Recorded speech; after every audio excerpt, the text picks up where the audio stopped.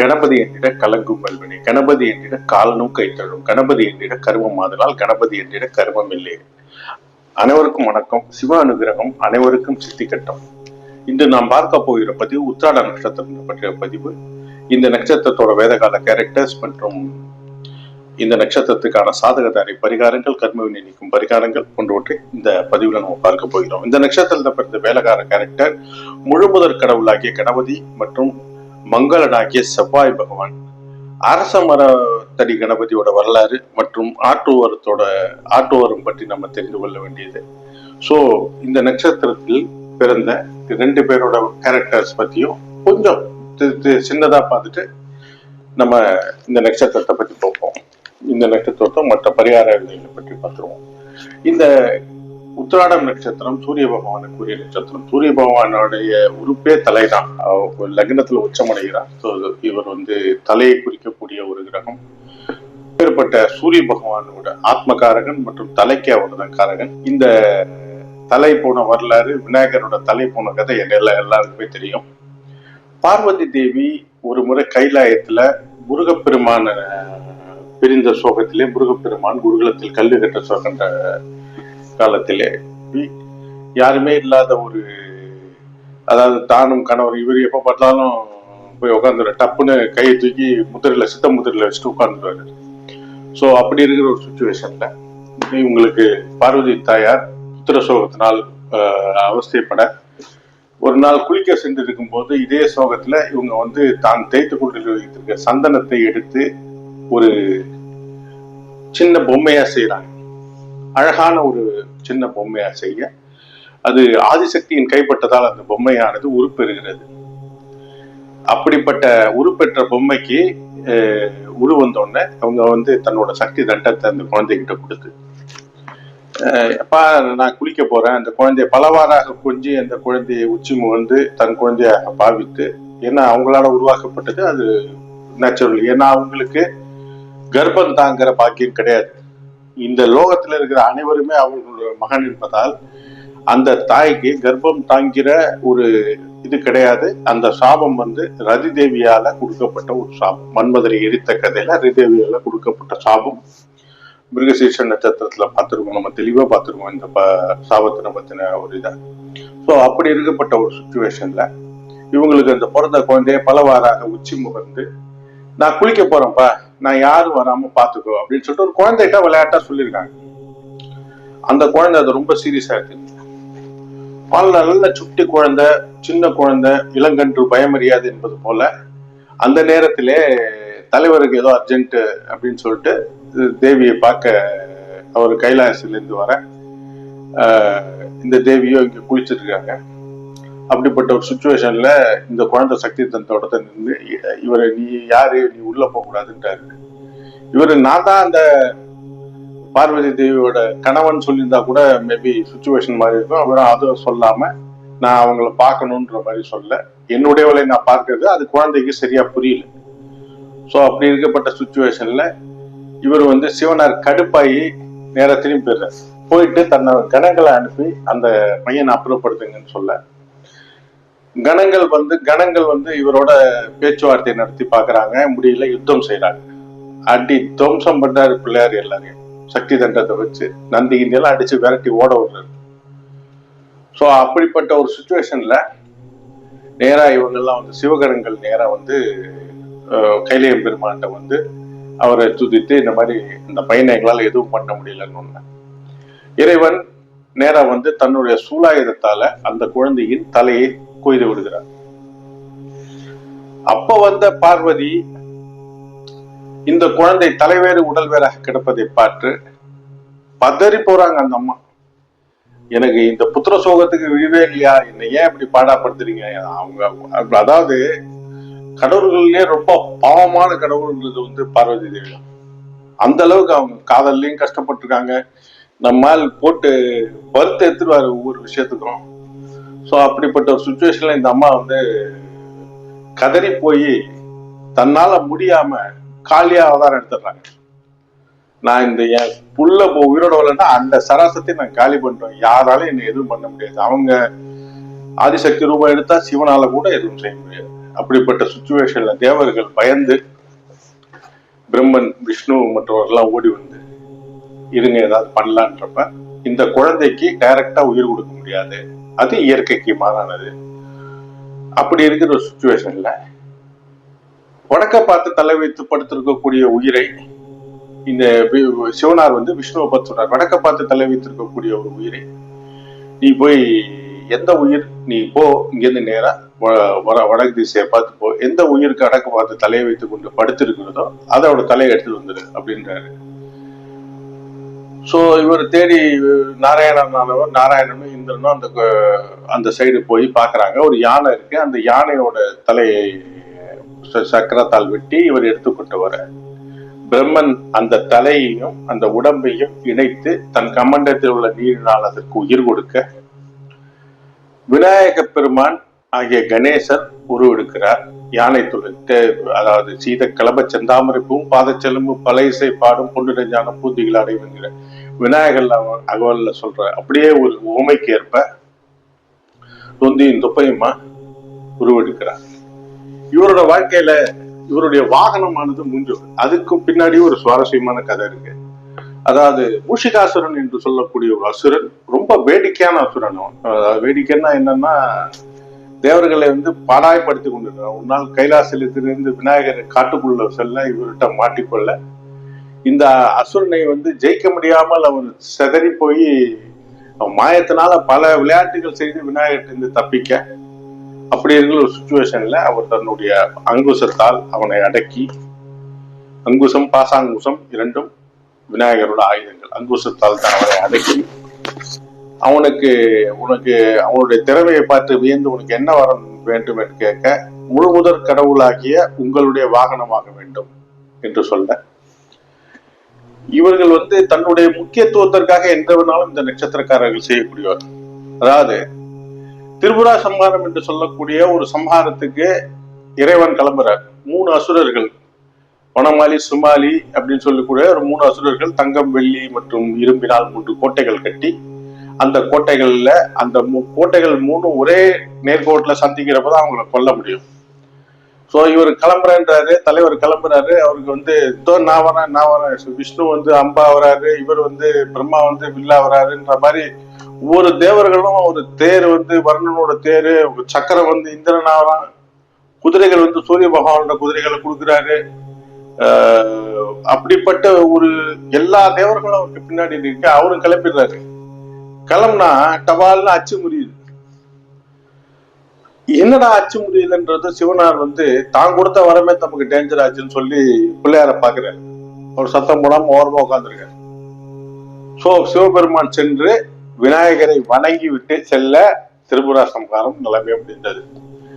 So இவர்களுக்கு கொடுக்க வேண்டிய முக்கியத்துவம் கொடுக்கப்படவில்லை என்றால் நீங்க என்ன ஆகுன்றத புரிந்து கொள்ளுங்க. சோ உத்திராட நட்சத்திரக்காரர்களுக்கு கண்டிப்பாக நாம் முக்கியத்துவம் கொடுக்க வேண்டும். அவங்க வந்து ஒண்ணு இல்லாம சாதாரண உட்காந்துருப்பாங்க. ஒரு அரசம்பரத்தடியில ஜாலியா அவங்க பாட்டுல உட்காந்து அவங்க வேலையை பார்த்துட்டு இருப்பாங்க. ஆனா நமக்கு அவங்களால ஒரு காரியம் ஆகணுங்கிறப்ப நம்ம அந்த காரியத்தை நம்ம ஒரு காரியம் செய்யணும். வீட்டுல ஒரு உத்திராட நட்சத்திரம் இருக்காருன்னா அவரை கேட்காம நீங்க செஞ்சுட்டீங்கன்னா உங்களை பாடாப்படுத்திடுவாங்க. சோ இவர்களோட பர்மிஷன் வாங்கி எந்த காரியம் செய்தாலும் அது வந்து விக்னங்கள் இல்லாம நடக்கும். விக்னேஸ்வரன் காரிய தடைகளை ஏற்படுத்தக்கூடியவர், அவரே ஏற்படுத்துவாரு. ஏன்னா கேதுக்கும் அதுதான் சொல்றாங்க, ப்ராப்பர்ட்டி சொல்றாங்க. விநாயகரோட அதாவது தலை கேது பகவானோட உருவமைப்பு, அவர் பாம்புல இருக்காரு, இவர் வந்து யானை தலையில இருக்காரு, அவ்வளவுதான். சோ அப்படி இருக்கிற ஒரு சுச்சுவேஷன்ல காரிய தடைகளை ஏற்படுத்தி இவர்கள் தன் காரியத்தை சாதித்துக் கொள்வார்கள்.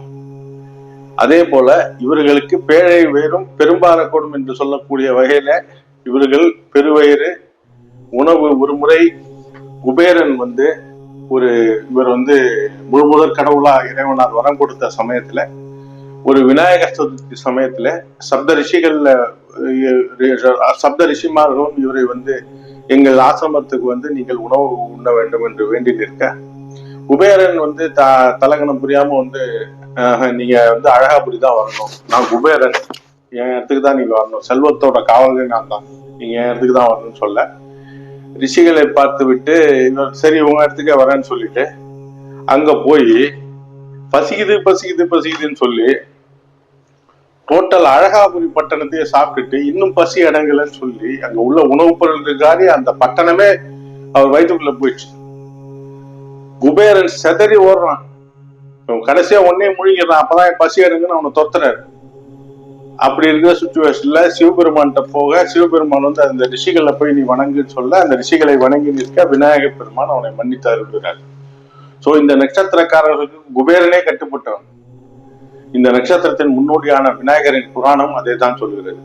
அதே போல அனலாசுரன் என்கிற ஒரு அசுரன் தேவர்களை மிகவும் கொடுமை செய்து வர விநாயகர் அவனை விழுங்கி விடுகிறார்.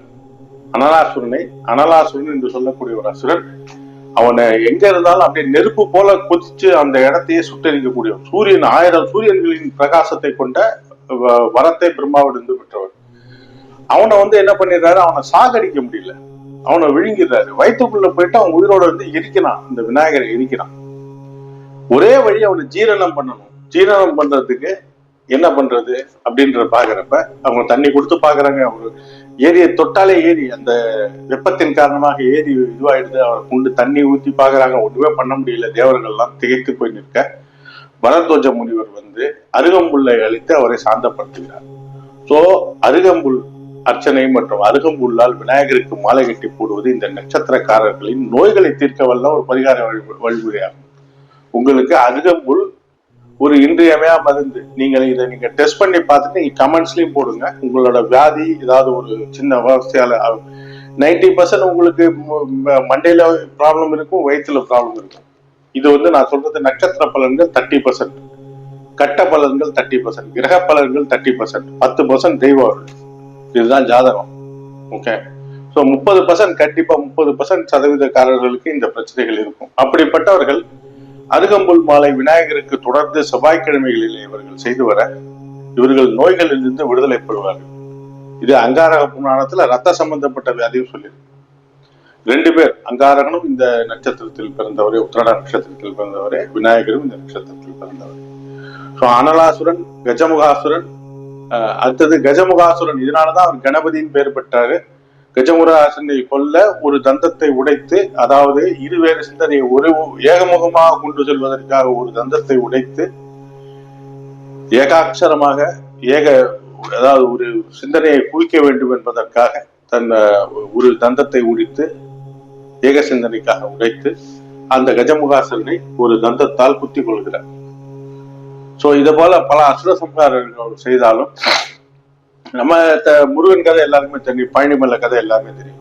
அவருடைய புத்தி சாதீனம், புத்தி வந்து அவ்வளோ ஒரு புத்திக்கே அதிபதி அவர் தான். முருகன் வந்து ஜோதிட கடவுள்னு ஒரு பதிவு போட்டிருக்காங்க. முருகன் வந்து அறிவின் அம்சம் நம்பப்படுகிறது. அதே போல விநாயகர் புத்தியின் அம்சம் என்று கருதப்படுகிறது.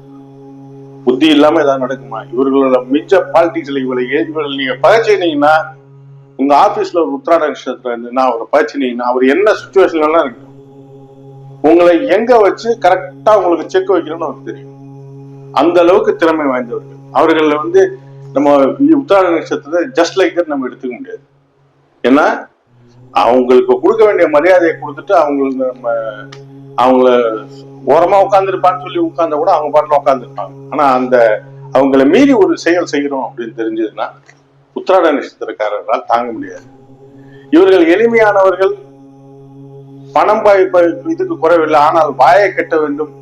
வாய் வந்து பயங்கர, இவர்கள் வந்து பெருந்தினிக்காரர்கள், உத்திராட நட்சத்திரக்காரர்கள். இதுதான் புராணம் சொல்லக்கூடிய ஒரு விஷயம். ஸோ ரத்த பிரச்சனையும் இருக்கும். இது செவ்வாய் பகவான் வரலாறு இதே மாதிரிதான். அந்தகாசுர சம்ஹாரத்தின் போது சிவபார்வதியினுடைய வேர்வையின் அம்சமாக பிறந்தவர் ஒரு சைடு அந்தகாசுரன் பிறக்கிறாரு, இன்னொரு சைடு இவர் பிறக்கிறார், செவ்வாய் பிறக்கிறாரு. அந்தகாசுரன் ஏன்னா அந்த சமயத்துல வந்து பார்வதி சிவன் கண்ணை மூடிவிட இவர் குருடா பிறகுறாரு.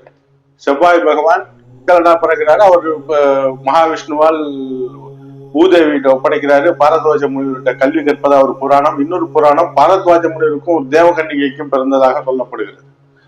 இவர்கள் சென்னையில் இருக்கும் பரத்வாஜேஸ்வரர் ஆலயம் சென்று வர இவர்களுக்கு மிகுந்த நன்மை நடக்கக்கூடிய ஒரு வாய்ப்பு உள்ளது. சென்னையில் பாரத்வாஜேஸ்வரர் கோயில் கொடம்பாக்கத்துல இருக்கு. ஸோ பாரத்வாஜேஸ்வரர் கோயில் போயிட்டு கூட நீங்க வழிபாடு செய்யலாம். இந்த செவ்வாய் பகவானவர் தன் தந்தையான ஒரு வகையில செவ்வாயும் வீரபத்திரர் ஒண்ணுதான். இது செவ்வாயோட அங்கார, அதாவது கிரகங்களை பத்தி சொல்றப்ப செவ்வாயோட புராணம் சொல்லுகிறப்ப இதை நான் உங்களுக்கு ப்ரூவ் பண்ணி காட்டுறேன். செவ்வாயும் வீரபத்திரரும் ஒண்ணுதான். சோ அதனாலதான் நான் செவ்வாய்க்கு பரிகாரமா முருகனை கொடுக்காம வீரபத்திரர் சொல்லக்கூடிய ஒரு இதுல இருக்கிறது சொல்றது காரணம் இதுதான். இந்த செவ்வாயானவர் அந்தகாசுரன் உடம்புல இருக்கிற ரத்தங்களை இவர் சமன்படுத்தியதாக ஒரு, இந்த ரத்தங்களை கையில் ஏந்தி இந்த ரத்தங்களை தான் உள்வாங்கி கொண்டதாக ஒரு இது உண்டு. அதனாலதான் அவர் கோபம். இன்னொன்னு, இளைய சகோதரன் ஆகாது. செவ்வாய் மூத்தவன், இளைய சகோதரன் அந்தகாசுரன். இதனாலதான் சகோதரக்காரகனாவும் அங்காரகனை சொல்றோம், ரத்த காரகனாவும் அங்காரகனை சொல்றோம். சோ அதை நம்ம டீட்டெயிலா அங்காரக புராணத்துல பார்ப்போம். இது ஆல்ரெடி நம்ம இது பண்ணியாச்சு. இந்த நட்சத்திரம் சாதகதாரையாக உத்திரட்டாதி நட்சத்திரம் வருகிறது. இது உத்திரட்டாதின்றது காமதேனுடைய நட்சத்திரம் மற்றும் இவர்களுக்கு உத்திரட்டாதி திருப்பதியை மலையை குறிக்கும். அடிக்கடி நீங்க திருப்பதி போயிட்டு வந்தீங்கன்னா உங்க வாழ்க்கையில சாதகங்கள் மாறும். அங்க இருக்கிற குபேரன், திருப்பதியில இருக்கிற குபேரன் உங்களுக்கு எல்லாரும் செய்வார். ஓகே, உத்திரட்டாதி நட்சத்திரம். அதே மாதிரி திருப்பதி சாமியோட போட்டோவை, வெங்கடாஜலபதியோட போட்டோவை நீங்க உங்க வால்பேப்பரா வச்சு கூட நீங்க மொபைல் வச்சுட்டு வரலாம். இல்ல காமதேனுவோட போட்டோ வச்சுக்கலாம். கண்டிப்பா உத்திராட நட்சத்திரக்காரர்கள் தங்கள் வீட்டுல ஒரு காமதேனு சிலை வாங்கி வைங்க. ஓகே, பித்தளையிலயோ வெள்ளிலையோ இல்ல மண்ணிலையோ ஒரு சிலை வாங்கி காமதேனுவோட போட்டோவாவது வாங்கி வைங்க. அட்லீஸ்ட் மற்ற தெய்வங்களோட போட்டோ கூட காமதேனு போட்டோ வைத்து வழிபடுவது உங்களுக்கு வாழ்க்கையில் சொல்ல வேணா இன்பத்தை கொடுக்கக்கூடிய ஒரு விஷயமாகும். உங்கள் தடைகள் உடைத்தெறியப்படும்.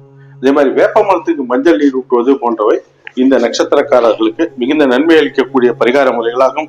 இந்த நட்சத்திரத்துக்கு அதிதேவதை விநாயகர், விலங்கு ஆண் பன்றி, பறவை வலியன், மரம் பலாமரம், மலர் செந்தாமரை மலரை பிரதோஷ காலத்திலே சிவனுக்கு இவர்கள் மாலையாக சூட்டி வர வாழ்க்கையில் எல்லா விதமான கர்ம வினைகளும் தீரும். ஓகே, செந்தாமரை மலர் பிரதோஷத்துக்கு யூஸ் பண்ணுங்க. அதே மாதிரி இந்த நட்சத்திரத்துக்குள்ள சிவசாபம் தீர, நான் சிவனால் கொல்லப்பட்டதால் சிவசாபம் உள்ள நட்சத்திரம், சிவசாபம் தீவிர சிவநட்சத்திர மாளிகாவில் உள்ள அந்த பாடலை நான் டிஸ்கிரிப்ஷன்ல கொடுக்குறேன். அதையும் நீங்க கேட்டு பயனடையலாம். இந்த நட்சத்திரத்துக்குரிய கோயிலாக, நதியாக காவேரி நதி சொல்லப்படுகிறது. காவேரி நதியில் நீங்கள் குளித்து வர உங்க கர்ம வினைகள் நீங்கும். அதே மாதிரி ஸ்கந்த புராணம் புத்தகம் வாங்கி வீட்டில் வைத்துக் கொள்ள இவர்களுக்கு வாழ்க்கையில் எல்லா விதமான நன்மைகள் நடக்கும். ஸ்கந்த புராணம், சிவபுராணம் இது ரெண்டுலயுமே அங்காரகன வரலாறு வருது. சோ இந்த அங்காரகன வரலாறை கேட்பவர்களுக்கும் இந்த விநாயகர் வரலாறை கேட்பவர்களுக்கும் எல்லா விதமான நன்மைகளும் கிட்டட்டும். இந்த நட்சத்திரத்துக்கு கொங்கண சித்தர் வருகிறார். திருப்பதியில் உள்ள கொங்கண சித்தரை வழிபடுவதால், திருப்பதியில போயிட்டு கொங்கனான்னு கூப்பிட்டாலே அவர் எங்க இருந்தாலும் உங்களுக்கு பதில் சொல்லக்கூடிய ஒரு சுச்சுவேஷன்ல தான் இருப்பாரு. கொங்கணர் சாமி அந்த சித்தரோட சமாதியில தான் பகவான் ஏழுமலையான் எழுந்தருளியுள்ளார். ஸோ அங்க இருக்கிற 5 சீனிவாசர்களை பற்றியும் திருப்பதியோட தரிசன முறைகளை பற்றியும் நான் ஒரு வீடியோ போட்டிருக்கேன். அதையும் மறக்காம பாருங்க. ஸோ திருப்பதி வெங்கடாஜலபதி அடிக்கடி போய் பார்த்து வாருங்கள். ஸோ உத்திராட நட்சத்திரம் 21ஆம் நட்சத்திரம் பதிவை இத்துடன் முடித்துக் கொள்கிறேன்.